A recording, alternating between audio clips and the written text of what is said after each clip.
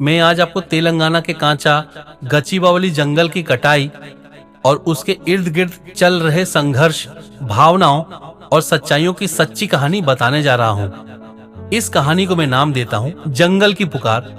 तो दोस्तों, इस कहानी को पूरा जरूर से देखें और अपने दोस्तों के पास शेयर जरूर से करें, क्योंकि यह कहानी आपकी भावनाओं को जगाएंगी। हैदराबाद के बाहरी इलाके में, जहां शहर की चकाचौंध धीमे धीमे धुंधली हो जाती है, वहीं एक हरा भरा विस्तार फैला हुआ था, कांचा गचिबावली का जंगल। लगभग 400 एकड़ में फैला यह जंगल कोई आम वन नहीं था। यह हजारों जीव जंतुओं का घर, सैकड़ों औषधीय पौधों की शरण स्थली और सबसे महत्वपूर्ण, वहां के ग्रामीणों की आत्मा था। लेकिन बदलते वक्त के साथ विकास की आंधी आई और उस आंधी ने इस जंगल को भी अपने रडार पर ले लिया। गांव का नाम था बंदरपल्ली। वहां के बुजुर्गों का कहना था कि जंगल भगवान की देन है और उसमें हाथ लगाना पाप है। गांव के लोग उसी जंगल से लकड़ी, फल, शहद और जड़ी बूटियां लेते थे, उतनी ही जितनी जरूरत हो। गांव की सबसे बुजुर्ग महिला अम्मा लक्ष्मी हमेशा कहा करती थी, जंगल हमें पालता है, उसे चोट पहुंचाना मां को चोट पहुंचाना है। उनके पोते वीरप्पा ने शहर में पढ़ाई की थी। उसने पर्यावरण विज्ञान में डिग्री ली और वापस गांव लौटा ताकि वह अपने जंगल को बचा सके। साल 2025 की शुरुआत में सरकार ने एक घोषणा की, ग्रीन हब टेक्नोलॉजी सिटी। इस प्रोजेक्ट के तहत कांचा गचिबावली में एक hi-tech IT park, shopping mall, hotels और कॉरपोरेट ऑफिस बनने वाले थे।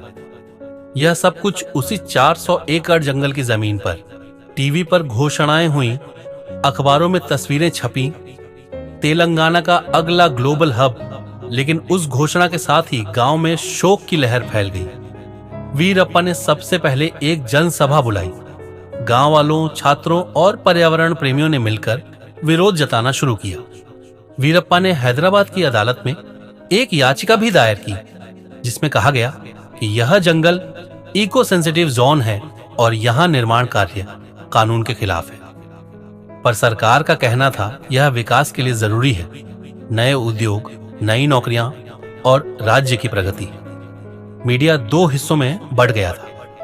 कुछ चैनल सरकार का गुणगान कर रहे थे, ताला रे तेलंगाना में नई क्रांति, जबकि कुछ ने जंगल के पक्ष में आवाज उठाई। रिपोर्टर आरती, एक स्वतंत्र पत्रकार, ने वीरप्पा का इंटरव्यू लिया और यूट्यूब पर वीडियो पोस्ट किया। वीडियो वायरल हो गया। वीरप्पा ने कहा, अगर आप पेड़ काटेंगे तो छांव कहां से मिलेगी? अगर आप जमीन खोदेंगे तो जड़ें कहां टिकेंगी? विकास जरूरी है, लेकिन बिना तबाही के भी तो हो सकता है। एक दिन सुबह बुलडोजर आ गए। पुलिस और प्रशासनिक अधिकारी भी साथ थे। कुछ पेड़ काटे जाने लगे। गांव वालों ने विरोध किया। महिलाएं पेड़ों से लिपट गईं, बच्चे रोने लगे। हिंसा हुई, आंसू गैस छोड़ी गई।